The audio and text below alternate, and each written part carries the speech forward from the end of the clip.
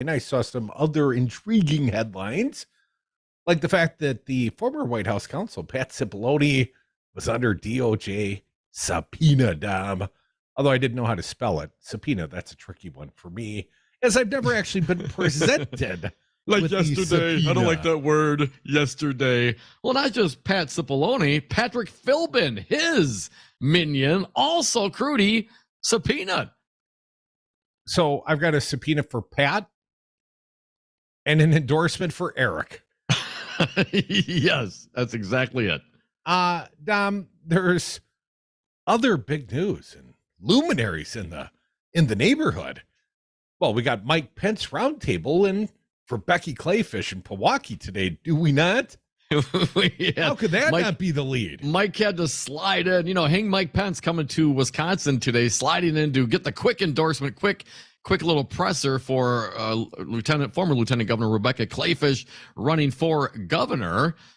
Had to slide that one in before Trump comes to town on Friday for Tim Michels. Now, I did notice, Crudy, some reporting in the social medias, perhaps it was Molly Beck from the Journal Sentinel, that because Trump is coming on Friday for Tim Michels, that his later August appearance, August 20th, I believe it was scheduled for the American Freedom Tour, whatever, is now going to be canceled. So they're going to honor those tickets on Friday now? So I'm not clear what's going on. So if you gave us money to attend an event, we'll allow you to attend a free event on Friday at the Waukesha Fairgrounds. I'm sure without actually refunding your money. VIP areas, Were they going down to the farmer's market with us? What do you mean the VIP area? Well, we'll have to find out. I have some reporting on it. We'll see if I can dig it up here over the break. Well, I will be in the show on Friday for the big occasion, the former come to town. I tell you what, at least if I feel sufficiently rested, not washing my hair or otherwise detained on, but of course, I intend to be at the Trump rally in Waukesha, and that was a point of contention during the after-hour rager last night. You and I argued it ad nauseum on that topic, Dom. Are you joining me for the Trump rally? Yeah, we'll see. We put in for press credentials. Did you check this morning? Have we been approved? No, I didn't check. Okay. I was up. I told you I've been road warrior. For me, Crudy, it'll be a game time decision, man. Game time? Aren't they all? A little bit here, according to WISN.com, President Trump was supposed to appear at the American Freedom Tour scheduled for August 20th at the UWM Panther Arena. But in a statement to WSN 12 News, organizers say the event is being postponed to a later date to accommodate President Trump's rally on August 5th in Waukesha. Lack of ticket sales. Lack of ticket sales. Waukesha County Fairgrounds. We would like for you to show your support of President Trump, former President Trump, by attending the rally this coming Friday. The statement adds that, quote, a special entrance is being designed for those who have tickets for the American Freedom Tour. You will be receiving tickets by email for the rally to be held on August 5th by Thursday. We apologize for any inconvenience, and we hope you will be able to support President Trump on August 5th at the rally. I know you're expecting a refund. A refund on your up to $4,000, your investment. Yes. You're not going to get a refund. There'll be no refunds. Well, what if someone wanted it but can't go? They're out of town. They're traveling. Whatever the case may be, it'll be interesting to see how all that flushes out. You're still going to be SOL. They've already spent your money. That's the one thing. And the grifter doesn't get back the money, Don. Yeah. Good luck with that. Get your money back at the door. No, but you have a special entrance.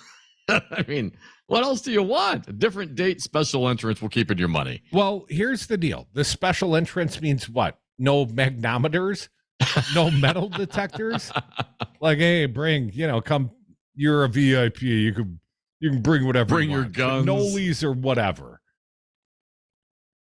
So anyways, I am less impressed by the rescheduling and deference to the big rally this weekend. Because I think the big problem is lack of ticket sales, right? Otherwise, Trump. Yeah, I would assume so. I mean, if he was making money hand over fist on the deal, he'd come back and cash those checks. More likely to cancel on Michels and keep the paid date, right? Right. But Michaels did step up, Crudy. We talked about Tim Michaels during the recent GOP town hall. None of the candidates, Michaels, Ramjam, or Kleefisch, would not commit to supporting Donald Trump if he runs in 2024. Well, he has put that one to bed. Tim Michaels tweeted out that in case, the liberal media was wondering, yes, I will support President Trump if he runs in 2024. When do you say that while you were on the stage with your opponent? During the town hall, the debate style format, why didn't you say it then, Mr. Courageous? Did you find your courage, lion? I mean, Michaels, really, you want us to believe now you endorse him? You want it both ways, right? Of course. Both ways. Of course. That, or he got a threatening phone call from the, let's call him the endorsee in chief. Is that what it is? I expect complete loyalty, Tim. And maybe an honorarium. Think Michaels gave him money? Do you think Michaels made a contribution to Trump for the endorsement? I mean, given how transactional Donald Trump is, I wouldn't be surprised. I, of course, have no evidence thereof, but knowing how some of these folks roll, I wouldn't be surprised at all. Do you think Trump said that? Do you think he offered to take Michael's wife out furniture shopping later? Oh, that'd be very nice of him. Molly Beck from the Journal-Sentinel in Milwaukee tweeted out the lineup for Trump's rally in Waukesha. Of course, the aforementioned Tim Michaels, Trump's endorsed candidate for governor. Derek Van Orden, the insurrectionist himself, Trump's endorsed candidate for the 3rd Congressional District here in Wisconsin. Assembly Elections Committee Chairwoman Janelle Brandtjen. Oh, yes. And, of course, Curdy's new favorite buddy, Adam Steen, who's Speaker Voss's primary opponent. I'm very excited about that. Do you remember when Trump damn near endorsed Adam Nealon, I think it was, right? Who was the Nazi that ran against Paul Ryan? Yeah. Hadn't been fully exposed as a Nazi at that point, but at that point, right. We actually went on a Sunday morning show, and he was there. Newman's old show, Capital City Sunday. We met him there and we invited him on the show, and seemed like a decent fella. We didn't know at that point that he was a Nazi. But those true colors showed a little bit later in the primary, started tweeting some stuff out. And Trump came to, I believe we were at the Resch Center in Green Bay, Dom. And Donald Trump's in town, and it's right before the primaries. And there was some doubt in all the attendees' minds. Will Trump endorse this Nealon guy, or will he endorse Paul Ryan, the Speaker of the Assembly, the 9-time incumbent? And he kind of held it close, held it tight, and then he pulled the envelope out of his pocket and read it and I will be endorsing. And then he, I'm a little nearsighted these days. Like, have the bad eyes, you got to hold it out. Yeah, you got to hold it out. See it. Paul Ryan. Actually, Crudy, Paul Nealon was the guy. There is an Adam Nealon. Don't want to confuse. Paul Nealon was the one who had drawn some criticism for racist and anti-Semitic comments on social media. That was the guy we met. And Adam Nealon's a state rep, a state senator, something like that? Yeah, something Republican. Like that. Yes. Well, I apologize if I threw the wrong Nealon in the KKK sort of Nazi basket, but you shouldn't have to wonder, right? In case you do. Here's what I take away from the big endorsement coming from Donald Trump. He endorsed Robin Voss's primary opponent. And you can think to yourself, well, Robin Voss is a big shot. He's the assembly, leader. He's the caucus leader. He's the boss. He's the boss, right? Yes, earned the name. He's been there for years and years and years. But he is quite vulnerable, even if it's just a math problem, right?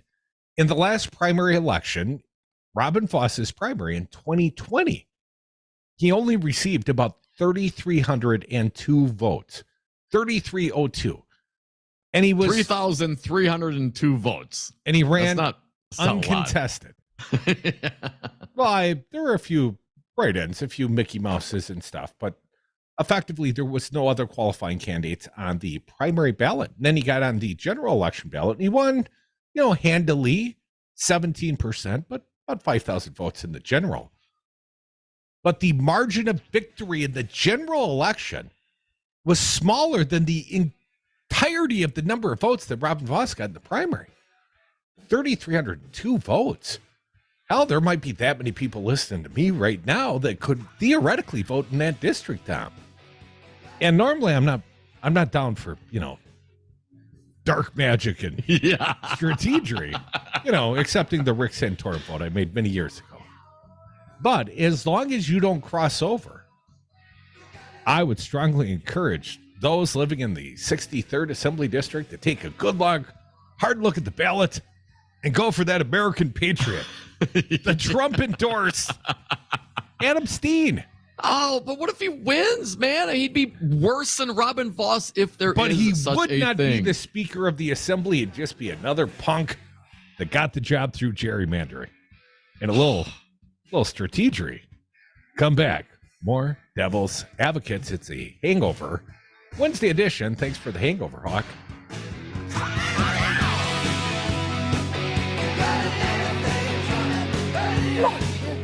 Honest, I ran out of gas. I had a flat tire. I didn't have enough money for cab Just fare. because he says it doesn't make it true. Hi, we're the Goo Goo Dolls. We're fortunate that our daughters have what they need to grow and learn. But that isn't the case for nearly 13 million kids in the U.S. that struggle with hunger. Childhood hunger is a heartbreaking reality that Feeding America is working to change. Each year, the Feeding America network of food banks rescues billions of pounds of good food that would have gone to waste and provides it to families and children in need. You can help kids in need in your community by visiting feedingamerica.org. Brought to you by Feeding America and the Ad Council. President Trump lost the election. Joe Biden won the election. Collectively, Republicans got 1.661 million votes, 51,000 more votes than Trump got. He exhausted his cases. He exhausted the court challenges. All the Republicans voted for Trump the way they voted for the assembly candidates, he would have won. It was not rigged. It was not stolen. Donald Trump lost the election. Joe Biden won the election. It's really clear. This message was paid for by the People for People Corporation. Donate online at p4ppc.org. The Devil's Advocates. I've been invited on Fox News. I accepted. We're going to take your favorite ideas for burning it down. Alan from Madison, what do you got for us? At the end of the show, you should tell them you've got a new logo for Fox News. What you do is stand up, drop your drawers, turn around, and Fox is on one sheet, news is on the other, and below it you have We Fill the Void. I don't know if I got that kind of courage, Alan, but I love how you think, man. Follow the Devil's Advocates on Facebook and Twitter. Live concerts.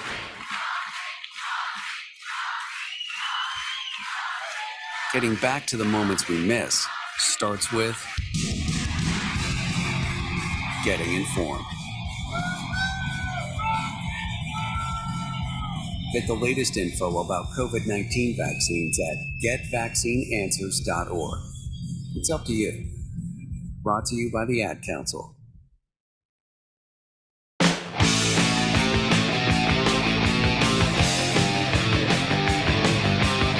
Charged, never convicted. The Devil's Advocates. And we are back. Thank you for listening to the Devil's Advocates radio show. You can always join us on the phones anytime. We take all callers all the time. 844-967-2789. Well, when we're damn good and ready, we get to them sometimes. Dom, I was just sort of scrolling the screen, going through a little Facebook during the commercial break, and I see your girl, Vicky McKenna. Facebook thinks we should be friends. And I'm thinking, slow down, Zuckerberg. Easy on those algorithms, Facebook. You don't know everything. You should hear what she says about the Zuckerbucks. And she's strapped in this photo, Dom. She's wearing like a black tracksuit, looks sort of SWAT teamish. Got a ball cap on, got the Terminator shades.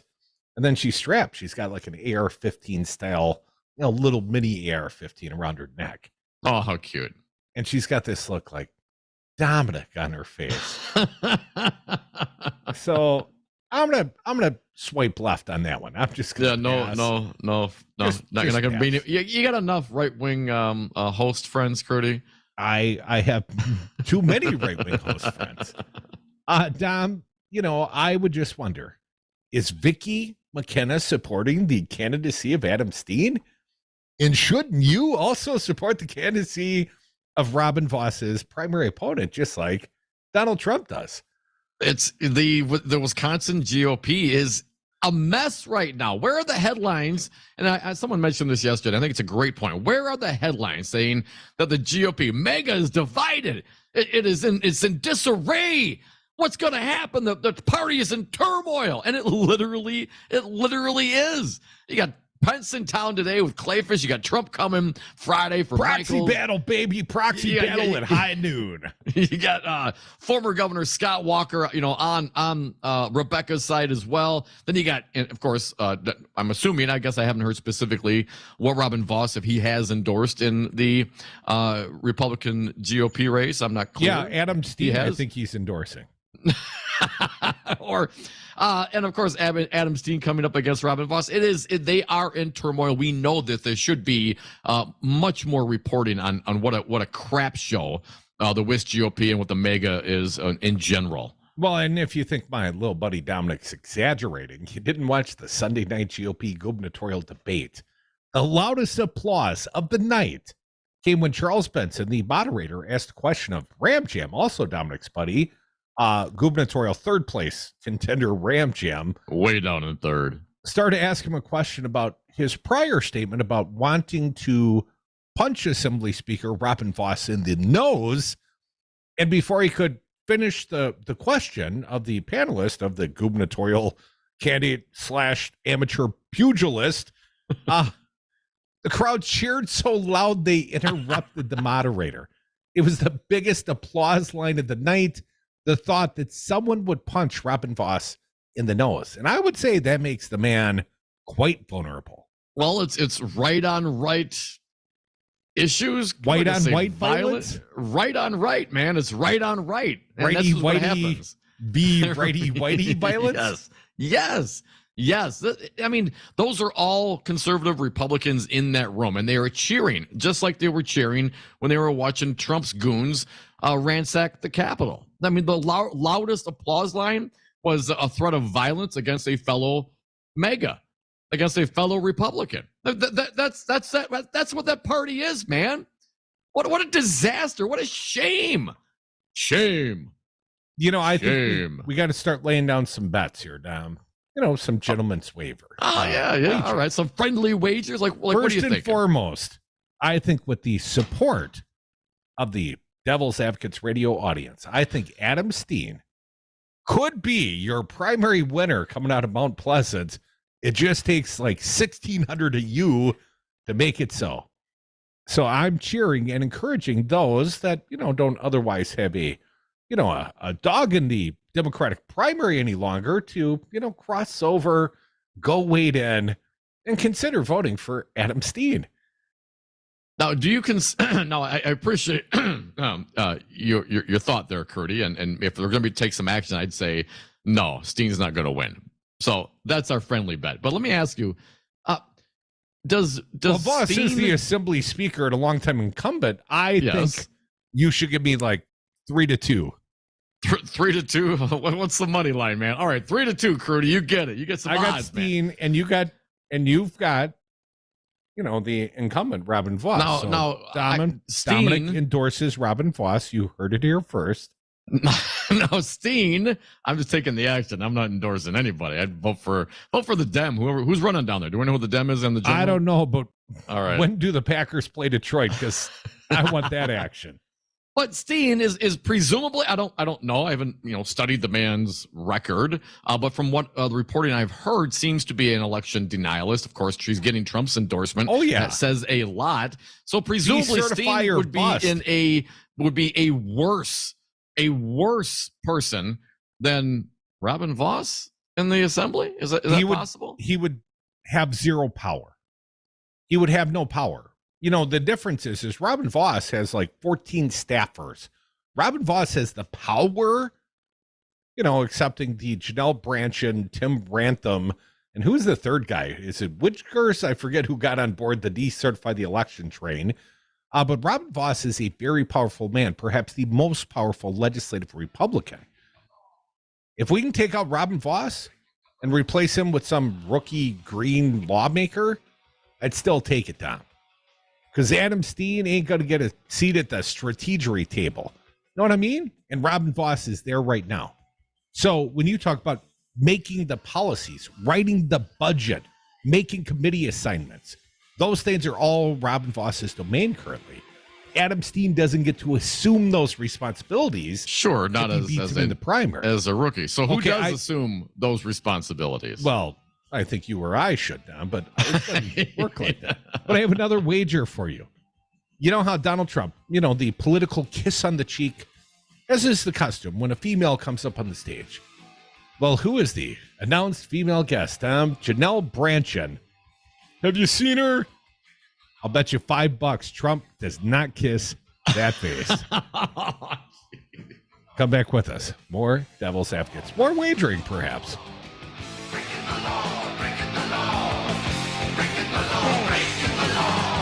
Shame. Shame. Didn't mean to embarrass your mom. Shame. From Bernie to Biden to even Trump supporters, Devil Radio is the political fix for every Wisconsinite. Always streaming at DARNWI.com. I'm sick and tired of the pro-choice versus pro-life argument. It's past time we get honest with each other. Pro-choice or forced birth. That's what we will have if we take away the ability of women to make choices for their own bodies, their own futures. Send me to the U.S. Senate and I will vote to codify Roe v. Wade. I will vote for the autonomy of women. You can find my position on all the issues at PekarskyForWisconsin.com and follow the campaign on Facebook and Twitter. This ad paid for by Pekarsky for Wisconsin. It's National Mustard Day this Saturday at the Mustard Museum in downtown Middleton with Mustardy Gaines using our hot dogs and brats and mustard ice cream by the Chocolate Shop. Come sample oodles of award-winning mustards. There's live music by the Blue Accordion, the Black Star Drumline, and the Dog Bones. This year's theme, in the world of condiments, mustard is the GOAT, the greatest of all time. If you can't make it on Saturday, visit some other time. Info at mustardmuseum.org. Abortion. I'm Tim McGuire with an AP News Minute. President Biden signs an executive order making it easier for women seeking abortions to travel to other states. Specifically, one of the directives allows states that have not outlawed abortion to apply for specific Medicaid waivers that would help them treat women who have traveled from out of state. The president also praised voters in Kansas who rejected a state constitutional amendment that contained language that the state constitution does not grant the right to abortion. The voters of Kansas sent a powerful signal that this fall the American people will vote to preserve and protect the right and refuse to let them be ripped away by politicians. Indiana Republican Representative Jackie Walorski is one of 4 people killed in a 2-car crash today in her district. The Elkhart County Sheriff's Office says a car crossed the center line and slammed head-on with an SUV Walorski was riding in, killing her and 2 others. The other driver was also killed. I'm Tim McGuire. Finding great candidates to hire can be like, well, trying to find a needle in a haystack, but not with ZipRecruiter. Its powerful technology actively finds and invites qualified candidates to apply to your job. So while other companies might deliver a lot of hay, ZipRecruiter finds you the needle in the haystack. See why 4 out of 5 employers who post a job on ZipRecruiter get a quality candidate within the first day. Try ZipRecruiter for free at ZipRecruiter.com/free. That's ZipRecruiter.com/free.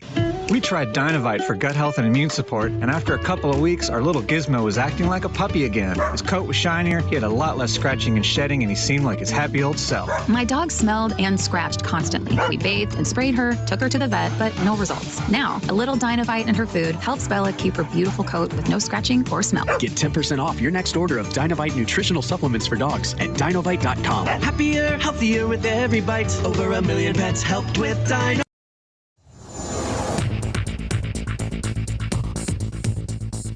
For Civic Media, I'm Luke Mathers with your headlines.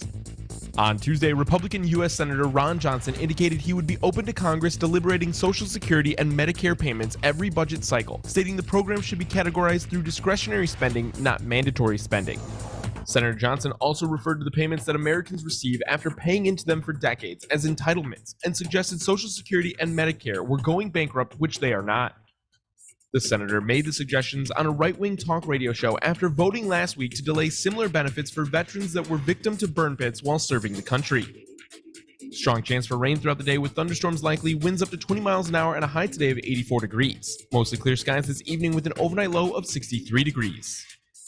You're listening to Devil Radio 92.7 FM and WTTN 1580 AM.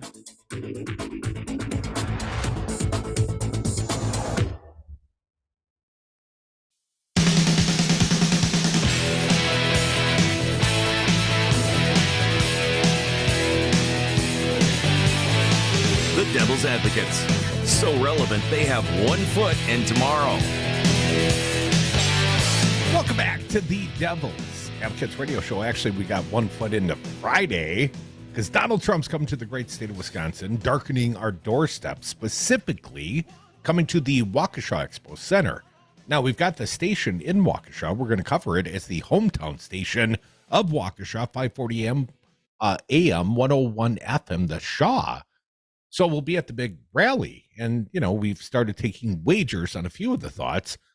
Like, will Janelle Brandtjen put a big, wet, sloppy one on the former president, or vice versa? Like, you know, Trump did kiss your girl Leah Vukmir at the Mosinee rally that way. Yeah, yes, he did. She didn't hold her nose, not publicly. I bet she did, you know, sanitize later, Dom. So I'm taking no smooch with Janelle Brandtjen and the former president. As tempted as he might be, I don't think they're going to smooch. So I'm taking the no smooch. The over-under is 1 smooch. Dom, you want that action? No, I do not. What about like an Adam Steen, you know, bro hug? With Trump, you think? Because this is more likely Trump's going to bro hug a patron. flag on the stage than Adam Steen. No, you don't think so? Not unless Adam Steen's He might wearing kiss like Adam Steen, man. That's his new patriot. That's his man going after Robin Voss. I suspect Steen will do all the kissing and it will be backstage. Yeah. The ring and the ass, right? Oh, man. Now that he got the big guy's endorsement. Well, Dom, what a party in disarray. Well, we were at a party of all the right reasons last night, Dom. They were actually voting and tabulating the vote in several states around the nation, including the state of Kansas. And Dom, I woke up with a smile on my face bright and early this morning, despite the hangover, and looked at the results of Kansas. And It was a little bit of a shocker. It was the first time post overturning of Roe v. Wade that, you know, the question of abortion was effectively on the ballot. And not like, hey, this is an abortion supportive candidate or an anti-abortion candidate. This was specifically the question of abortion on the ballot. And people turned out overwhelmingly, Dom. And they turned out to basically support women's reproductive and abortive rights. Where do you want to start? Yeah, let's do that. Let's do the Washington Post here, Crudy, as you mentioned, in what was the first direct test at the ballot box of attitudes about abortion since the Supreme Court overturned Roe v. Wade in June. Kansas voters on Tuesday strongly rejected a constitutional amendment that would have opened the path to stripping abortion rights in the state. Democrats pointed to the moment as the strongest evidence yet that the conservative-leaning High Court's ruling and other efforts by Republicans to curb abortion rights would backfire politically on the GOP. It's time to reevaluate the conventional wisdom about the midterms after this vote in Kansas, wrote Senator Brian Schatz, a Democrat from Hawaii, on Twitter. People are mad as hell at having their rights taken away. Voter turnout was high in Kansas, a conservative state. A major surge during a midsummer vote, and in the eyes of many Democrats, the first major data point that abortion could prove to be a significant motivator in the fall. President Biden highlighted the vote on Wednesday. We have some sound from the president. We'll play that in a little bit. Saying that Republicans, quote, don't have a clue about the power of American women. Last night in Congress and Kansas, they found out. Now, weighed down by Biden's low approval ratings and rising prices, Democrats have been eyeing the fall campaign with trepidation, eager to tap into more favorable issues that motivate voters and vote for their candidates. After the Supreme Court ruling, many Democrats started reorientating their campaigns more heavily in abortion, framing their candidacies as bulwarks against GOP efforts to pare down reproductive rights. But until Tuesday, there were no indicators that such a strategy might be successful, as concrete as what has unfolded in Kansas. With the constitutional right to abortion established in a row no longer applicable, abortion right activists are turning to ballot measures, state races, and legislative battles to protect and expand abortion rights on an ad hoc basis. Democrats and abortion rights activists, who are largely aligned with the party, are sounding increasingly hopeful notes. The two efforts can dovetail. Democrats are also trying to boost turnout and generate energy for House and Senate races, where many candidates are also touting efforts that would take at they would take at the federal level, including trying to codify abortion rights. Still, it remains to be seen if Democrats can effectively connect abortion as an issue to the choice voters make between candidates in the fall. Most Republicans have sought to campaign on inflation and the economy, steering away from abortion when possible. They were much quieter on the issue than their Democratic counterparts in the aftermath of Tuesday's votes in Kansas. Dominic, I wonder if there are any regrets in the, let's say, Wisconsin U.S. senatorial primary. If I were Sarah Godlewski, I'd definitely be having some second thoughts, some regrets, if you will. Now, she was a very close second place to Mandela Barnes at the Democratic Party convention. I mean, what? Mandela won by like 2 votes in the straw poll. And a 2-vote swing, and she could have caught a little more momentum. She was much farther behind in the polling. Well, did anybody's polling suggest that this overvote was going to happen in Kansas last night? I mean, do you hear any tea leaves, any pundits saying, hey, watch Kansas, man, watch the people turn out and reject these Republicans? Because that's effectively what this was. It was a rejection of the anti-abortion, the anti-rights, the Supreme Court, and Republicans that would try to, take away rights. But this was certainly not reflected, not to this mathematical number. Let me read a little of the turnout numbers from CNN. In Kansas, there was hardly a contest to speak of. The No Coalition, the No would effectively, let me read as it's written here. The No Coalition, which opposed a measure that would have removed abortion rights from the state's constitution, appears to be on track to win in a landslide. And it's no low turnout fluke. The overall vote count on the amendment eclipsed 169,000 votes as of midnight last night Central Time. 169,000. Well, is that a lot? Let's compare. The figure, 869,000, yes. Almost 900,000 votes. That figure exceeded Kansas's general election turnout in the midterm year of 2010. Remember, this is a partisan primary. This is not the general. Last night's figures exceeded the midterm year of 2010, was approaching the 2014 overnight total, and the overall primary turnout in the state 2 years ago, in the midst of the presidential, right, clocked in at just over 636,000. The 2018 midterm primary, the figure was 458,000. Almost 900,000 Kansans came out to vote last night. New York Times has it at 940,000 as of this moment. Well, they might have counted a few more ballots overnight. And interest in the ballot measure also heavily outweighed other big statewide contests on Tuesday, more than doubling the total votes cast in the Republican gubernatorial primary won by Kansas Attorney General Derek Schmidt, according to CNN's projection, with about 350,000 votes. And the Democratic turnout was even lower. Another sign that the abortion issue transcends party lines. Fewer than 250,000 people voted in the party's Senate primary, and only a few thousand more punched ballots for incumbent Democratic Governor Laura Kelly, who faces an uphill battle to win a second term. So, 250,000-ish voted in the Democratic primary. 350,000 voted in the GOP primary. And 900,000 people voted on the ballot referendum that overwhelmingly rejected the anti-abortion efforts. So that math, 250 plus 350, my math says that's what? 700? 600. Oh, maybe I'm bad at math. That's why we don't do math on the radio. So it was barely 2/3. But that's what I'm saying, though. So of the 940,000 people that vote, minus the 600,000, right? That means what? 340,000 people stepped up to vote on this particular issue and did not vote down as a ballot. standalone issue. As a standalone issue. That is Any regrets, amazing. Sarah Godlewski? Because I didn't see this in the polling, right? You can't measure that level of engagement relative to prior elections. You might have known that the people favored this, but there was lots of money poured into this race, man. But I hear your point, and certainly Sarah Godlewski running on this issue as the only woman that was in the race, very important to her, and she got some big endorsements in that regard. But if you look at the data coming from CNN coming out of Kansas, if we were to extrapolate that and apply that here, presumably lots of people would show up and vote on that one issue.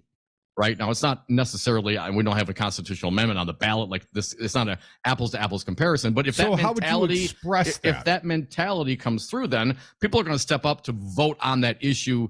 How would you do it without a constitutional amendment? Yeah, I don't know.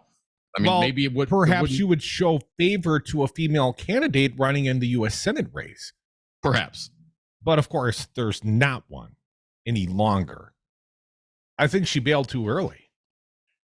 I'm just saying, ultimately it won't matter because it's all speculative and her name will remain on the ballot, talking about Sarah Godlewski. But, everyone's, no offense to Peter Pekarsky, Stephen Olakar, and the other qualifying candidates that are legitimately still seeking this nomination. But Mandela Barnes is going to get the nomination. I'm just saying there's no way that you and I sensed this going to Hawks Bar yesterday that people in Kansas were going to blow the doors off numerically, way beyond the polling, way beyond the engagement level predicted in the partisan primaries. She could have been a contender. That could have been a contender. We have some sound of the president on this issue. Perhaps we go there. Then we'll get to the phone calls. 844-967-2789. Evan, you did the hard sound. What did President Biden have to say about the Kansas voters? Cut number 25, please. In a decisive vote, in a decisive victory, voters made it clear the politicians should not interfere with the fundamental rights of women. Let's keep on going. The powerful message, cut 26. The voters of Kansas sent a powerful signal that this fall, the American people will vote to preserve and protect the right and refuse to let them be ripped away by politicians. And, obviously some Republicans had to vote in that regard as well. A couple more from the president. Cut number 27, please. I wish I were with you in person, quite frankly, but I'm getting there.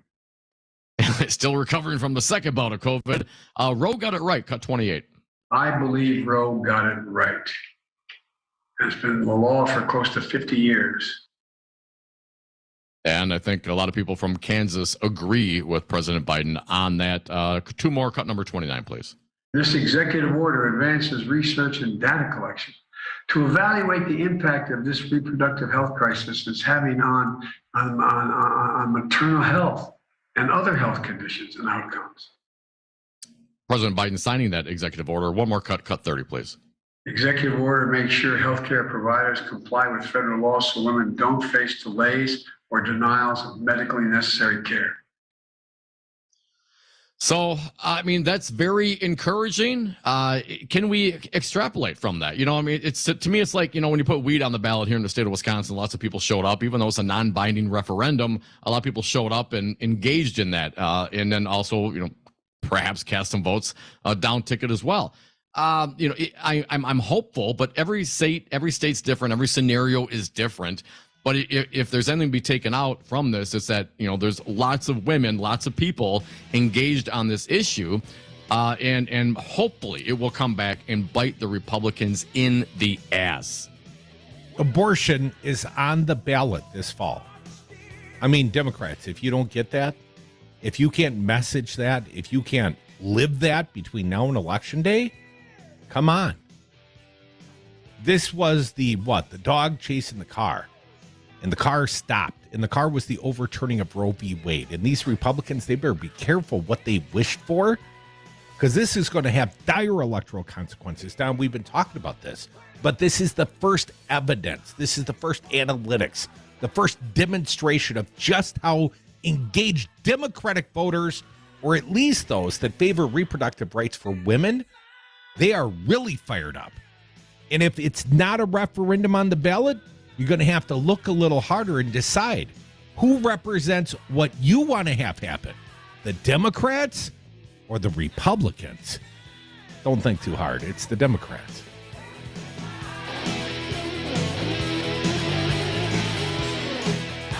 I'm on my way. Ain't nothing is gonna stop me. Nothing's gonna stop me.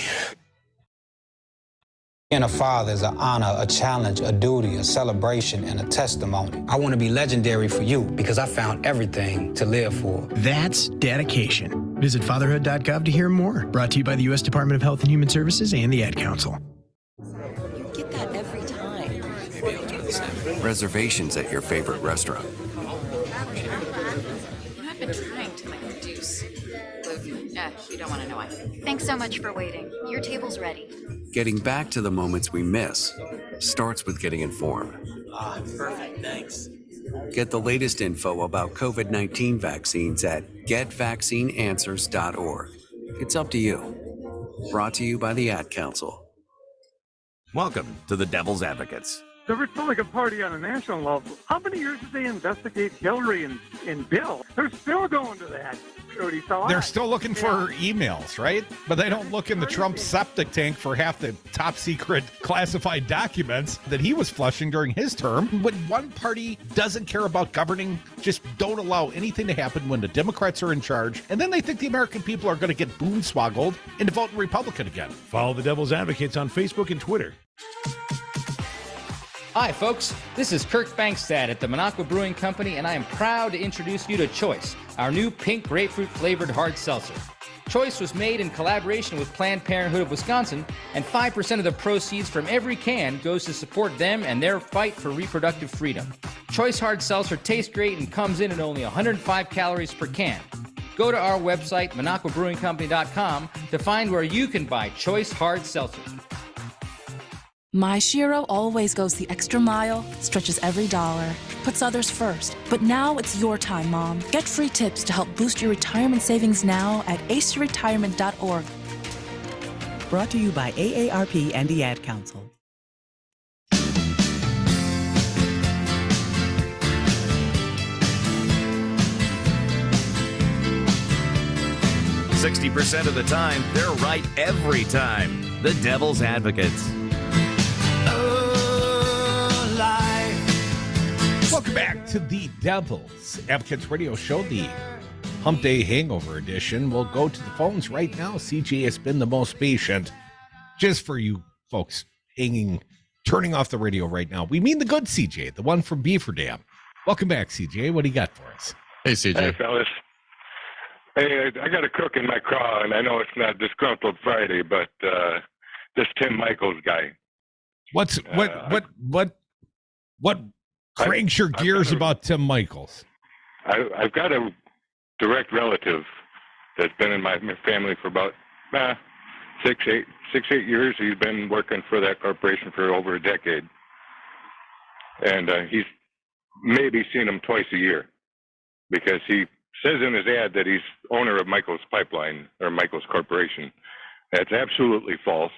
He is a quarter because he has 3 older brothers that are also ownership after the Mr. Michaels Sr. passed away. So he's already lying directly in his ad. Well, I'm sure the office girls in Connecticut see him quite a bit, CJ. Well, no, CJ, you could be a stockholder, but then they still elect the, board of directors who will then hire, the president and so forth. So he can be a shareholder and the president CEO at the same time. But with 4 brothers myself, not a single one of them is going to let me be the CEO of the corporation before I get them dibs.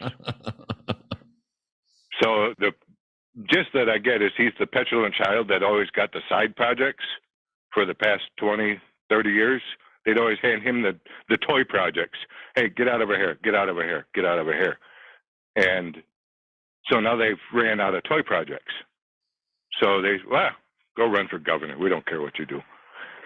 Well, it's not the first time the man's run for something, CJ. Last time he unsuccessfully, I believe the Kleefisch campaign was calling him 45% Timmy because he got 45% of the vote when he was defeated back in 2004.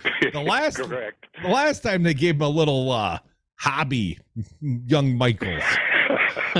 Didn't work so successfully. Well, and he's certainly not an outsider, CJ. He's been on the peripherals of this and running.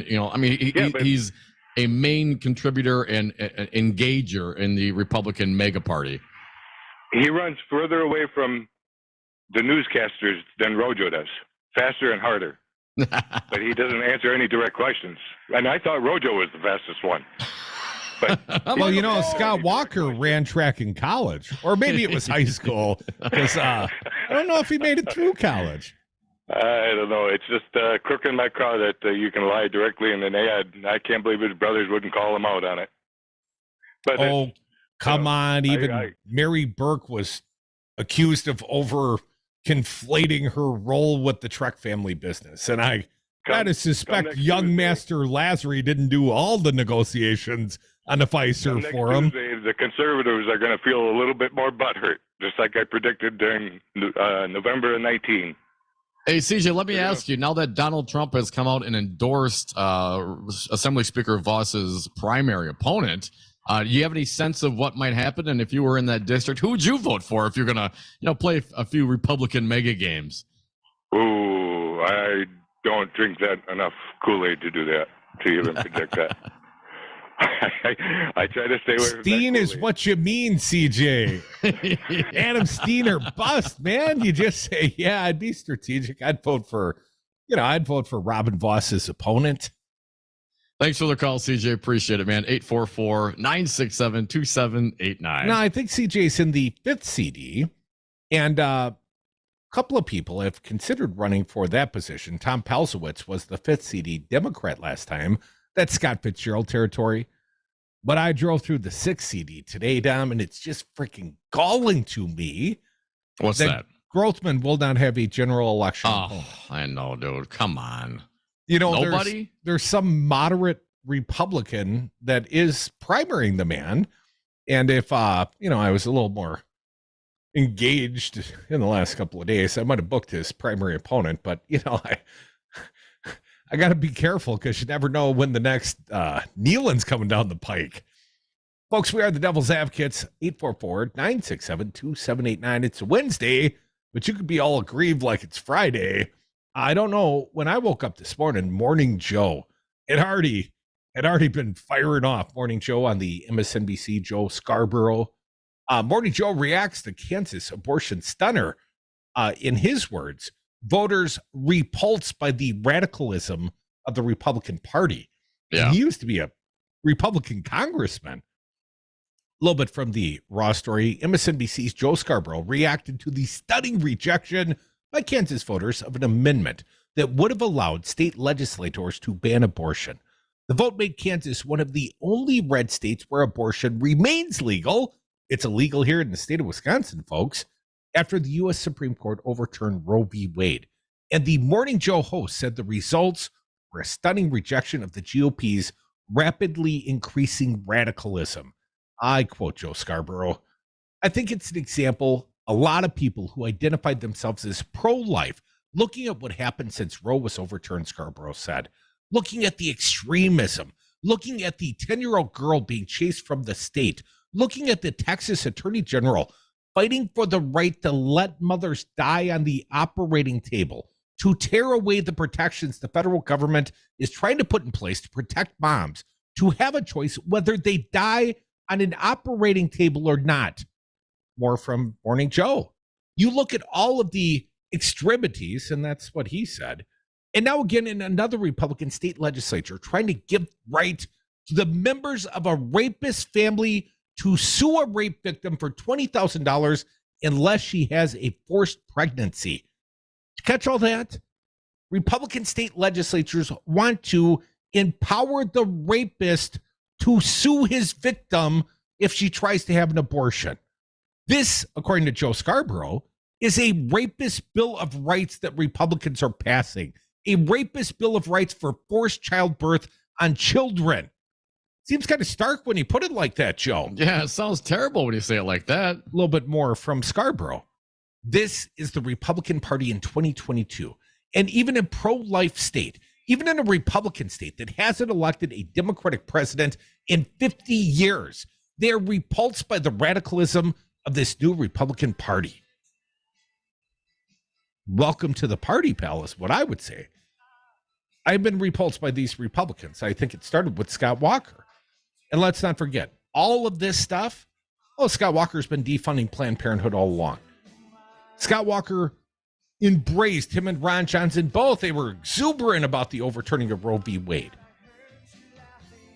Although, if you believe the reporting about Scott Walker, his family pressured his college girlfriend at Marquette to abort the love child that was eventually born. And why would I say something like that on the radio? Because there is a college professor at the University of Minnesota that was in the delivery room, best friend of the girl that had the baby, Scott Walker's baby. And to this day, through legal counsel, she will defend that position, as will Crudy. Scott Walker, you probably got a love baby. Why don't you own it?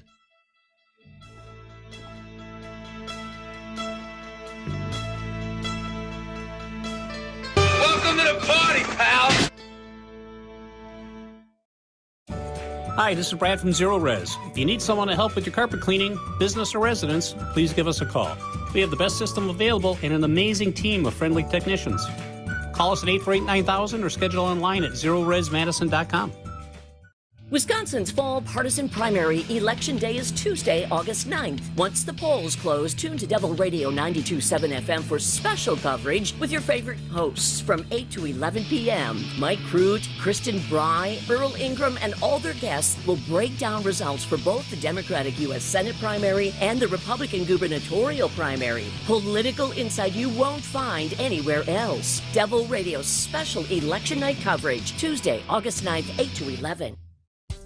Listen to the Empowered Caregiver Show each Saturday and Sunday morning at 8 a.m. with hosts Liza Hellenbrand and Kristen Voss. Right here on Devil Radio 92.7 FM and WTTN 1580 AM. You are listening to WTTN 1580 AM Columbus, W224 EG Madison. Always streaming on the Devil Radio app.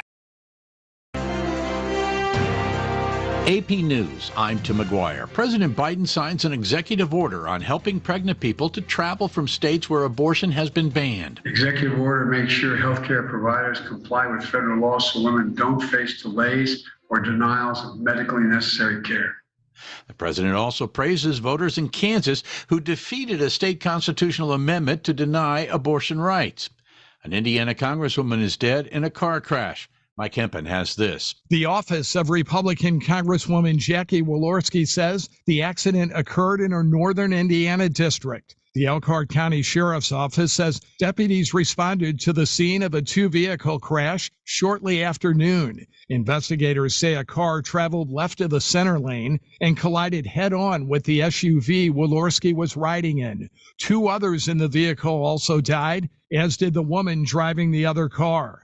The 58-year-old Walorski served on the House Ways and Means Committee. She was first elected to represent Indiana's 2nd Congressional District in 2012.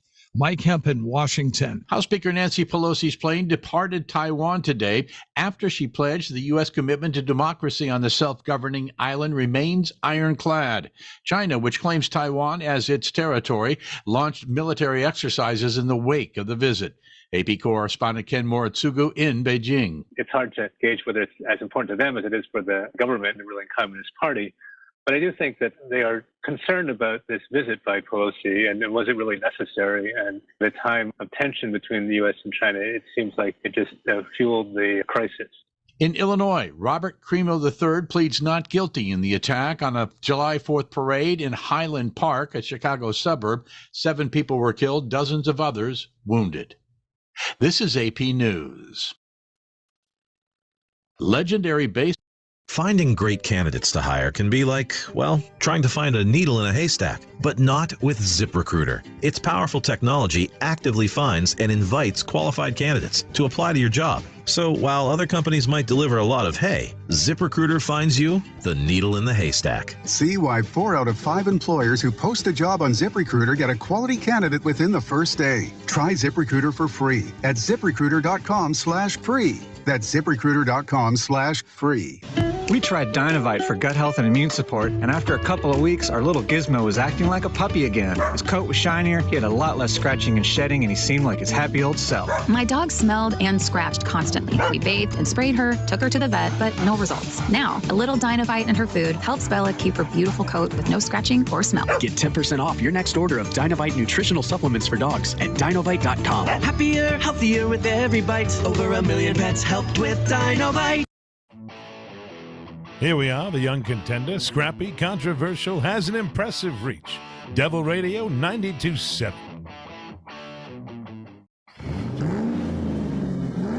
This is Pat Slattery of Slattery's Automotive Service in Verona. Established in 1973, I've been servicing and repairing cars in the Madison community for nearly 50 years. You can trust me to tell you what your car really needs and fix it right the first time. Give me a call at 608-848-6123 to schedule an appointment today. Slattery's Automotive Service, your trusted choice for local service and repairs for all your automotive needs. The real estate market in Dane County and surrounding areas has been a bit of a hot mess this year. Listings are being picked off above asking prices and without the home inspection contingencies. I'm Todd Osborne, owner of Orion Inspections, and even if I weren't a home inspector, I'd still cringe a little if any of my friends or family tried to buy a home without an inspection. Let's take a good hard look at that house before you sign. Want to know more? I'm here to help. OrionInspections.com. That's Orion, like the constellation, inspections.com. Brian, patio season is here. What the heck is patio season? You know, enjoying a nice beverage outside, taking in the warmer weather. Patio season. Oh, like when we're down at Hawks on State Street. I like saying hello to everyone. Yeah, Hawks is one of my favorite spots for patio season when downtown. Right on State Street, great food. And drinks. Let's go, it's patio season. Why are you running? We gotta get a good table. They're all good tables. Suck down drinks so we don't have to suck. Okay. Devil Radio 92.7 FM, covering all the malarkey you can handle.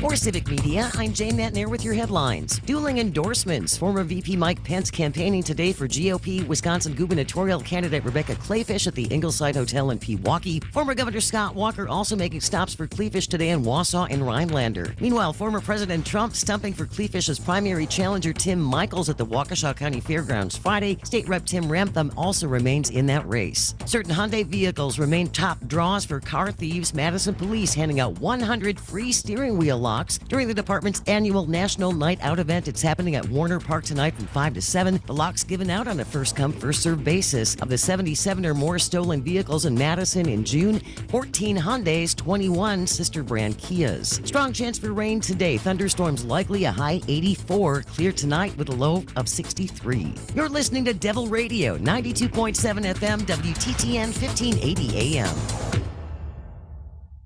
Devil Radio programming is produced live in the Solidarity Realty Studios. Find them at solidarityrealty.com. Solidarity Realty. There is an alternative. Warning, you are about to listen to the greatest radio show ever. And due to contractual obligations and to shield our airwaves and corporate licensees from any semblance of liability, responsibility, and gullibility, we must tell you the views represented on this show are not necessarily those of this station or its management. This radio show contains differing points of view on current political topics, and due to the nature of its contents, it should be heard by everyone. Thank you for listening. 3, 2, 1. Now live from the Devil Radio Studios in Madison, Wisconsin, where the political party is just beginning. Welcome to the Devil's Advocate Show.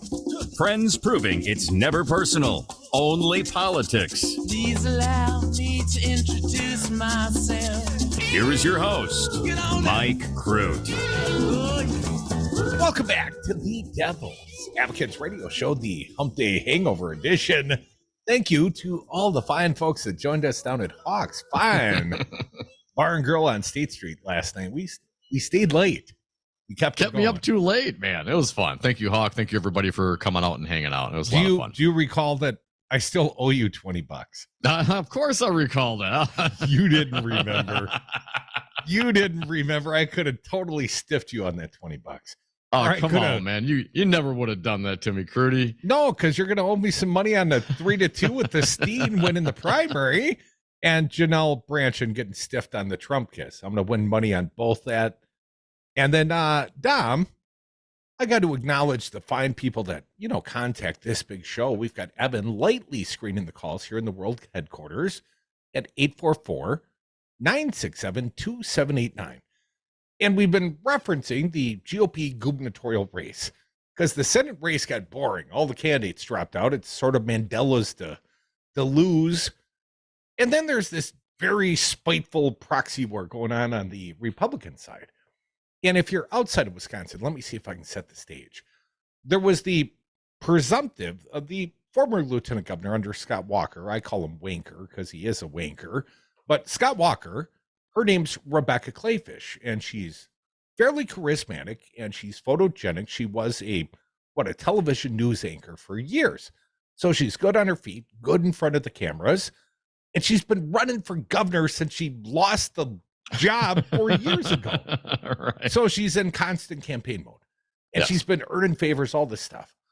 And she went down to Mar-a-Lago, and she saw Donald Trump try to get that coveted Trump endorsement. But somehow she left people wanting. They needed a man. And so Tommy Thompson. Not just a man, a businessman, a brawny businessman, a job creator man. Well, let's not forget, Bill McCoshen considered jumping in the race. Tommy Thompson, the thrice elected former governor of the state of Wisconsin. I mean, the guy's 80, and apparently Kleefisch left him wanting. He considered jumping in the race. And then this Tim Michels, this Connecticut-based come lately businessman to Wisconsin. Now, the family does own a big corporation, but apparently he hardly shows up at it, lives out in Connecticut with the family. But he's back to run again. And one of our fine audience members hit us up on Twitter, Dom, tweeting us at Devil Radio. Blue Wave 2020 at Blue Patriot USA. Tweets at us at Devil Radio. I won't vote for Tim Michels, but I really enjoyed him in the vacation movies. And then he included a picture of Randy Quaid. Yeah, I see that. And that's the funny. Crazier Quaid, right? You know Randy Randy's gone full Trumpster, right? Uh-huh. Randy Quaid in the bathrobe. It's barely covering the nards. You know what I mean? Just Christmas vacation. Merry Christmas. Crapper's full, right? Yeah.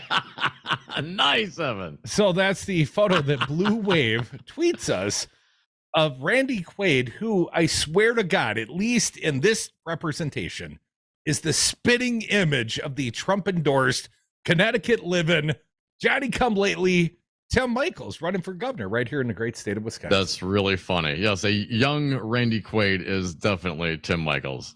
A young Randy Quaid indeed. Let's talk about the other guy on the ballot this fall. U.S. Senator Ron Johnson, perhaps America's most vulnerable U.S. senator. And he's so vulnerable, Dom, because he's kind of a dumbass. I mean, the latest, I can't imagine that he thinks that this will be a popular proposition. It's being reported. He went on a righty-whitey talk radio show up in the valley. Actually, I don't care where he went, but he went on a righty-whitey talk radio show. And he made this statement that he thinks Medicare and Social Security, which he calls entitlements, despite the fact people pay for them throughout their entire working careers, you make contributions. These are not entitlements. These are things you've paid for. But that's not the way the rich, married well Ron Johnson sees it. The headline here, self-serving multimillionaire GOP Ron Johnson slammed over push to dismantle Social Security and Medicare. Now, recently, Senator Rick Scott, also quite a rich man. I think he was the greatest defrauder of Medicaid in America's history. His corporation that he was the CEO of defrauded Medicare, the federal government, to the tune of like $1 billion. And then he became a U.S. senator. Right. I think because if you know how to steal and rob and you're corrupt on that sort of level, you really should be in governance. So Rick Scott, apparently this senator from Florida, came out with this 11-point plan. And people called it harsh, and the Republicans this is don't really have a couple months ago. Scott came out with this plan, and it was he was derided for it. Let's put it that way. Out of touch. Hell, even the Republicans weren't happy about it. Well, Mitch McConnell doesn't want to expose what they're for. I mean, what are Republicans for? They're for women not having autonomy over their own bodies. They're for forced birth, right? No abortive rights. Yes, I mean, there are a government number birthing, of things. Yes. Insurrection, yes, yep. And there's another seditious conspiracy, yes. Lots of things the megas are for. And dismantling Social Security and Medicare. And that's where we pick up the story today of U.S. Senator Ron Johnson. Now, Democratic challenger Mandela Barnes slammed Senator Ron Johnson as a self-serving multimillionaire on Tuesday. And really, those are the most complimentary things you can say about Ron. On Tuesday, after the sitting Republican from Wisconsin called for making both Social Security and Medicare discretionary programs. That would be a terrible, terrible thing for us to do. Because that would leave it to jacknuts like Ron Johnson and Ted Cruz to make decisions year to year in an arbitrary fashion from administration to administration, from elective whim of the voters to whim to make decision on whether or not, let's say, your Medicare covers your health care anymore. Yeah, maybe it will this year, maybe it won't next year. I mean, who wants consistency in governance? Huh? Well, you used to get $1,500 a month for Social Security, but times have been tough. We got to cut some budget strings. Now you get $800. Suck it, Grandma. I mean, this is effectively what taking it and making it discretionary to the whim of every politician and every political win does. Or a really good idea. Ron Johnson might characterize it. Speaking on a righty-whitey radio show earlier in the day, Johnson criticized the mandatory spending demanded by Social Security and Medicare, guaranteed benefit programs available to all Americans, and overwhelmingly popular. Well, that doesn't matter. So Rojo said something to the effect, and I quote the Raw story here, what we ought to be doing is we ought to turn everything into discretionary spending so that it's all evaluated, so that we can fix problems or fix programs that are broken. If they weren't broken, Rojo intends to break them, Dom. And in response, Barnes said the Trump-supporting Republican incumbent, and here's the quote from Mandela, wants to strip working people of Social Security and Medicare they've earned. And you could say, well, that's conflating, that's hyperbolic. Not really. That is the underlying intent of the multimillionaire self-serving Ron Johnson. Let me read the rest of his quote. Wisconsinites pay into Social Security through a lifetime of hard work, and they're counting on this program and Medicare, but Ron Johnson doesn't care. Barnes, who currently serves as the LT lieutenant governor, was far from the only critic to pounce on Johnson's remarks. And it's not just me, Dom. There's others. You got some of the others? I do not. Okay, then let me give you a few more. Lay it out for me, brother. My congressman, Mark Pocan, said via Twitter, that money you paid all your life out of your paycheck for Social Security and Medicare, ? At Ron Johnson wants to steal your money and potentially cut benefits from both. That's a more extreme position than almost anyone in the U.S. Senate. Time for the other Mandela. And he had linked the local coverage on the Journal Sentinel here from Madison, more accurately, Milwaukee, I guess, Tom. The paper of record, or at least it used to be. Also from Madison.com, Alexander Schur reporting a little bit on this. Again, Ron Johnson wanting to turn every government program into discretionary spending programs. Such an effort could lead to yearly battles over the program. Fights that some Republicans say are necessary to cut down on government spending, while many Democrats consider the programs to be some of the nation's most beneficial. Spending on many defense and education programs has long been discretionary, but programs like Social Security and Medicare are mandatory spending programs which don't need congressional authorization every year. Social Security and many other mandatory spending programs are indefinitely in effect. What's mandatory are things like Social Security and Medicare, Johnson said. If you qualify for the entitlement, again, mischaracterization, if you qualify for the entitlement, you just get it no matter what the cost. Yeah, And our problem in this country is that more than 70% of our federal budget, of our federal spending, is all mandatory spending. It's on automatic pilot. You just don't do proper oversight. You don't get in there and fix the programs going bankrupt. It's not going bankrupt. It's just an automatic pilot, Ron, was Ron saying.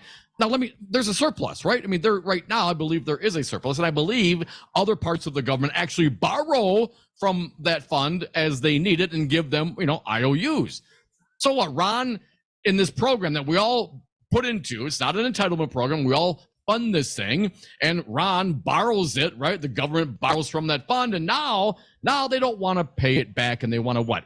Have this negotiated every single year? Question mark. That is one of the most asinine proposals this guy has ever put out there. In a statement, Philip Schulman, spokesperson for the Wisconsin Democratic Party, said Ron Johnson has made clear he would cut Social Security and Medicare despite the devastating impact it would have on older Wisconsinites during his years in D.C. Johnson has lost touch with Wisconsinites, and voters will hold him accountable in November. What did Ron last say about Social Security? It was a Ponzi scheme. Oh, he's the only one winning, apparently. Yeah. Come back, more Devils.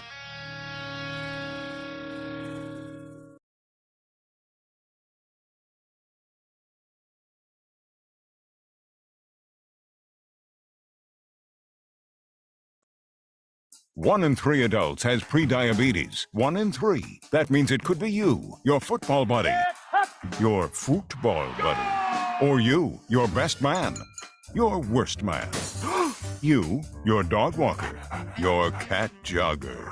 While 1 in 3 adults has prediabetes, with early diagnosis, prediabetes can be reversed. Take the risk test at doihaveprediabetes.org. Brought to you by the Ad Council and its Prediabetes Awareness Partners. President Trump lost the election. Joe Biden won the election. Collectively, Republicans got 1.661 million votes, 51,000 more votes than Trump got. He exhausted his cases. He exhausted the court challenges. All the Republicans voted for Trump the way they voted for the assembly candidates. He would have won. It was not rigged. It was not stolen. Donald Trump lost the election. Joe Biden won the election. It's really clear. This message was paid for by the People for People Corporation. Donate online at p4ppc.org. The Devil's Advocates.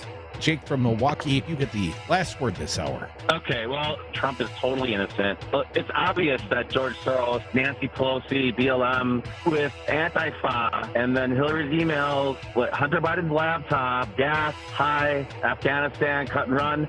I rest my case, Cruz. What about Benghazi, Jake? You forgot Benghazi. I forgot Benghazi. I'm sorry. And Benghazi, I rest my case. Follow the Devil's Advocates on Facebook and Twitter. Not completing high school is more of a social thing than it was an academic thing. Even though all these years have passed, I still had that longing to have my diploma. At age 30, Carissa finished her high school diploma. If you're even considering getting your high school diploma, you can do it. No one gets a diploma alone. If you're thinking of finishing your high school diploma, you have help. Find free adult education classes near you at finishyourdiploma.org. That's finishyourdiploma.org. Brought to you by the Dollar General Literacy Foundation and the Ad Council.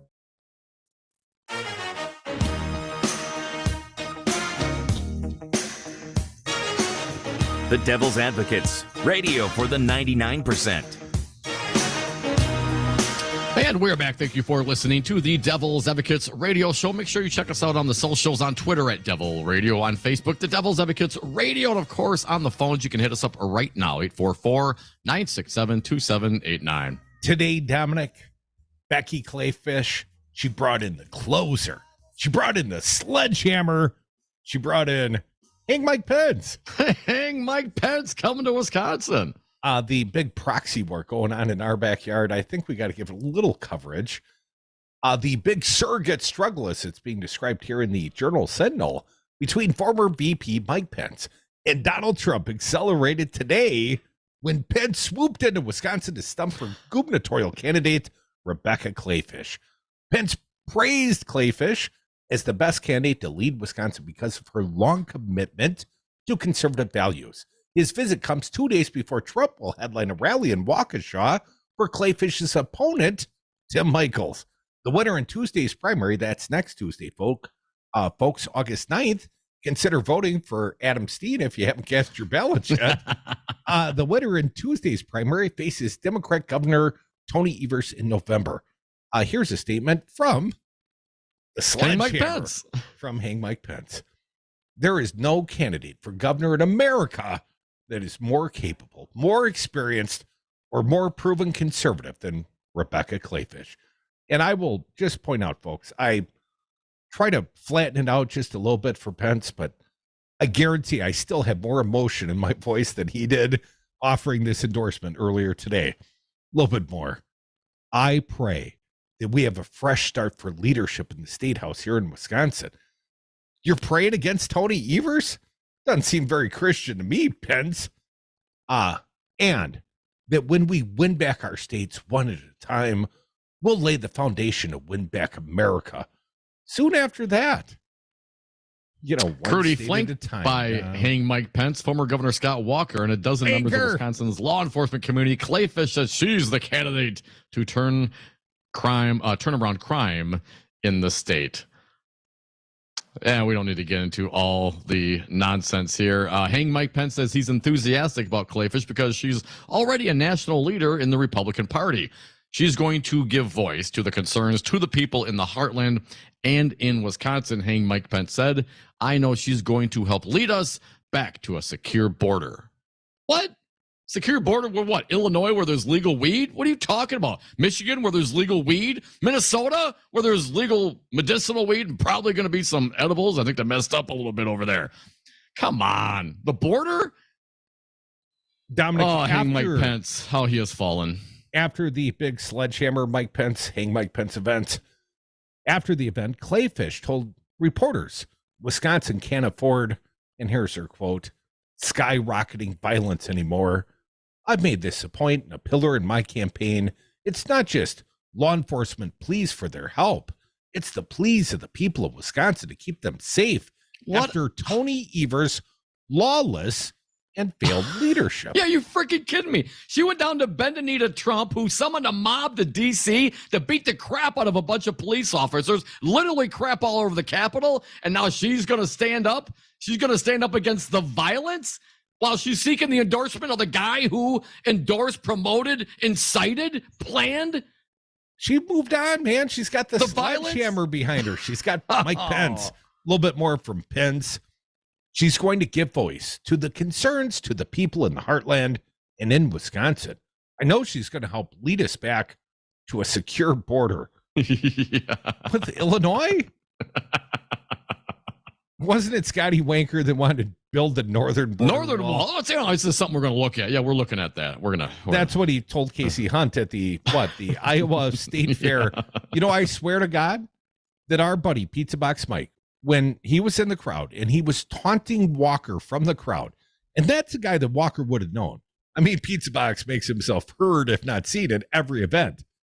So Walker knew him. I mean, let's not forget what Walker do from the stage. From the stage, he reached out and tried to grab someone's protest sign. I got a still shot of it. We put it on the Facebook page. He had the sign in his hand. He's tugging the sign while he's got the mic in one hand protester. on the stage, holding on to the protest sign with the other hand. I mean, literally trying to deny someone's First Amendment rights. You know what I mean? While he's, love the Constitution.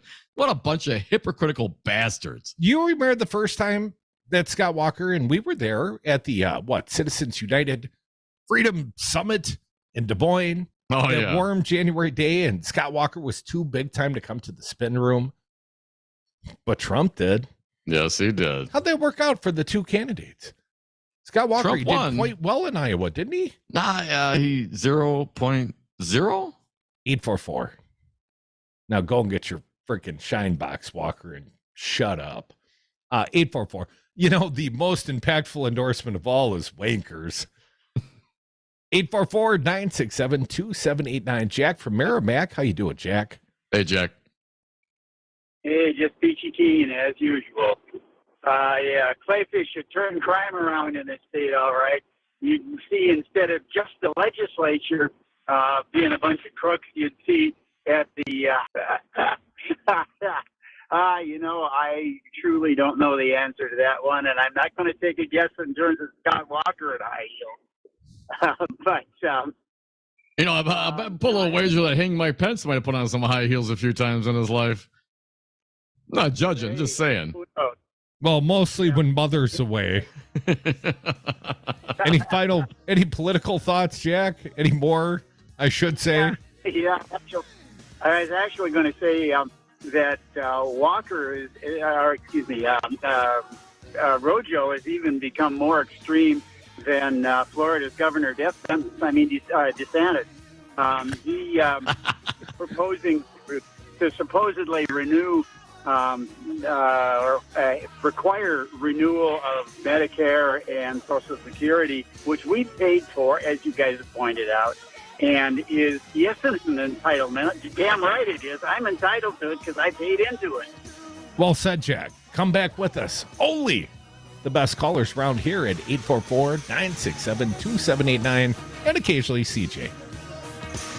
When you see our mother, I want to know a day in advance so I won't be there. You know what? I'll tell you something. There's nothing better than a hot sausage, couple 2-3 cold beers, and Devil Radio on the box. Dark Horse Art Bar is Madison's newest live music venue and art gallery on East Washington Avenue. Check out these upcoming events at the Dark Horse. Little Church is a splattering of art, pop, rock, soul, and gentle Eskimo kisses by a bear-shaped robot that can't control its voltage. Little Church with Mickey Sunshine, Sunday, July 24th. Dark Horse Art Bar and Gallery, 756 East Washington Avenue. Find them online at darkhorsemadison.com. Wisconsin's fall partisan primary election day is Tuesday, August 9th. Once the polls close, tune to Devil Radio 92.7 FM for special coverage with your favorite hosts from 8 to 11 p.m. Mike Crute, Kristen Bry, Earl Ingram, and all their guests will break down results for both the Democratic U.S. Senate primary and the Republican gubernatorial primary. Political insight you won't find anywhere else. Devil Radio's special election night coverage, Tuesday, August 9th. I'm Tim McGuire with an AP News Minute. President Biden signs an executive order laying the groundwork to help women seeking abortions to travel between states to obtain access to the procedure. I believe Roe got it right. It's been the law for close to 50 years. And I commit to the American people that we're doing everything in our power to safeguard access to health care, including the right to choose that women had under Roe v. Wade, which was ripped away by this extreme court. The White House says the order would allow states where abortion remains legal to apply for permission to use Medicaid funds to provide reproductive health care to women who live in states where abortion is banned. Indiana Republican Representative Jackie Walorski and 2 of her staffers died in a head-on crash today in Elkhart County in her home district. The Sheriff's Department says a car crossed the center line into the path of the SUV carrying Walorski and her aides. The driver of the other car also died. I'm Tim McGuire. Finding great candidates to hire can be like, well, trying to find a needle in a haystack, but not with ZipRecruiter. Its powerful technology actively finds and invites qualified candidates to apply to your job. So while other companies might deliver a lot of hay, ZipRecruiter finds you the needle in the haystack. See why 4 out of 5 employers who post a job on ZipRecruiter get a quality candidate within the first day. Try ZipRecruiter for free at ZipRecruiter.com/free. That's ZipRecruiter.com/free. We tried Dynovite for gut health and immune support, and after a couple of weeks, our little Gizmo was acting like a puppy again. His coat was shinier, he had a lot less scratching and shedding, and he seemed like his happy old self. My dog smelled and scratched constantly. We bathed and sprayed her, took her to the vet, but no results. Now, a little Dynovite in her food helps Bella keep her beautiful coat with no scratching or smell. Get 10% off your next order of Dynovite nutritional supplements for dogs at Dynovite.com. Happier, healthier with every bite. Over 1 million pets helped with Dynovite. From Up North News, I'm Pat Kreitlow. Senator Tammy Baldwin is my 8 o'clock guest Thursday morning on our new daily show that you can catch on the radio up in the Wausau area or online anywhere else. Just look for Bull Falls Radio on Facebook. We also interview candidate Mark Newman from the 3rd Congressional District. We're on weekdays from 8 to 11 a.m. In the headlines, Ron Johnson says flat out that Medicare and Social Security, programs you pay into your whole working life so that you can have a better retirement, he says those programs should face an up or down vote every year from Congress, which then on a whim could take it all away. He made the comment on a Tuesday podcast. And Tim Michels is battling a case of the flip-flops ahead of Donald Trump's visit on Friday. At first, Michels was non-committal on endorsing Trump should he run in 2024. About 24 hours later, he said of course he would. Details on that and more at upnorthnewswi.com.